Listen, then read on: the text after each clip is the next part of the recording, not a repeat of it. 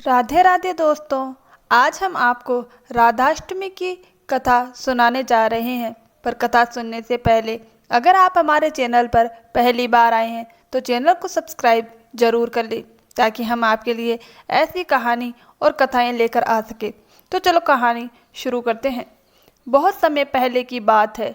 ब्रजभूमि के बरसाना गांव में एक प्रतिष्ठित गौड़िया ब्राह्मण वृषभानु जी और उनकी पत्नी कीर्ति देवी रहते थे। दोनों ही परम भक्त, दानी और धर्मात्मा थे, लेकिन उनके जीवन में एक कमी थी।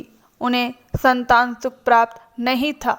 संतान की चाह में वे अक्सर भगवान से प्रार्थना किया करते।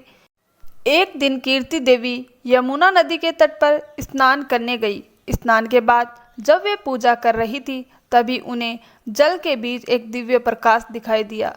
ध्यान से देखने पर उन्होंने देखा कि कमल के फूल पर एक अति सुंदर कन्या शिशु विराजमान है। उस कन्या की आभा देखकर कीर्ति देवी चकित रह गई। उन्होंने प्रेम से उस कन्या को अपनी गोद में उठा लिया। उसी क्षण उनके हृदय में मातृत्व का भाव उमड़ पड़ा। वे कन्या को घर ले आई और वृषभानु जी को सब बताया। दोनों ने उसी कन्या को अपनी संतान स्वीकार कर लिया। यह दिव्य कन्या कोई और नहीं बल्कि स्वयं लक्ष्मी जी का अवतार थी, जिन्हें जगत श्री राधा के नाम से भी जानता है। लेकिन उस समय राधा रानी की आंखें बंद थी। माता पिता ने कई उपाय किए, वेदों को दिखाया, लेकिन राधा रानी अपनी आंखें नहीं खोलती थी। सब यही सोचते थे कि शायद यह दिव्य इच्छा है। इसी बीच नंद बाबा के घर गोकुल में भगवान श्री कृष्ण का जन्म हुआ। उनके जन्म का समाचार पूरे ब्रज में फैल गया। वह वृषभानु जी को भी पता चला, तो वे अपने परिवार के साथ नंद बाबा के घर बधाई देने पहुँचे। जब श्री कृष्ण माता यशोदा की गोद में बैठे थे, उसी समय नन्ही राधा को भी उनके पास लाया गया। कहते हैं, जैसे ही कृष्ण जी ने अपनी मधुर मुस्कान से राधा की ओर देखा, उसी क्षण राधा रानी ने पहली बार अपनी आंखें खोल दी। वह दिव्य मिलन देखकर वहां मौजूद सब लोग आनंद से भर उठे। तभी से राधा और कृष्ण का साथ अटूट माना गया है। राधा जी बचपन से ही विलक्षण थी। वे बहुत ही करुणामय, दयालु और भक्तिपूर्वक स्वभाव की थी।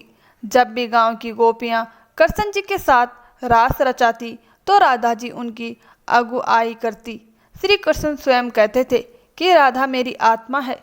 समय बीतता गया। ब्रजभूमि राधा कृष्ण की लीलाओं से गूंजने लगी। राधा रानी ने सदा भक्ति और प्रेम का संदेश दिया। उन्होंने दिखाया कि भगवान को पाने का सबसे सरल मार्ग निष्काम भक्ति और शुद्ध प्रेम है। इसी दिन भाद्र माह के शुक्ल पक्ष की अष्टमी को राधा जी का प्राकट्य हुआ था। इसीलिए इस तिथि को राधाष्टमी के रूप में मनाया जाता है।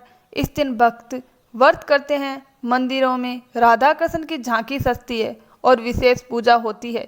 यह माना जाता है कि राधा अष्टमी के दिन व्रत और पूजा करने से भक्ति के जीवन में प्रेम, सुख और समृद्धि का संचार होता है और सभी कष्ट दूर हो जाते हैं। राधा जी केवल श्री कृष्ण की प्रेयसी ही नहीं, बल्कि उनकी आराध्या भी है। उनकी भक्ति में हमें यह सिखाती है कि भगवान को पाने का सबसे सरल मार्ग सच्चा प्रेम और समर्पण है। इसीलिए कहा गया है, राधा नाम बिना कृष्ण अधूरे हैं और कृष्ण नाम बिना राधा अधूरी है। जय श्री कृष्ण, जय राधे राधे। दोस्तों, यह थी राधाष्टमी की छोटी सी कहानी। कहानी अच्छी लगी हो तो कमेंट बॉक्स में जय श्री राधा कृष्ण जरूर लिखें। और हाँ, अगर आपने अभी तक हमारे चैनल को सब्सक्राइब नहीं किया है तो चैनल को सब्सक्राइब जरूर कर ले, ताकि हम आपके लिए ऐसी ही कहानी और लेकर आ सकें। धन्यवाद दोस्तों।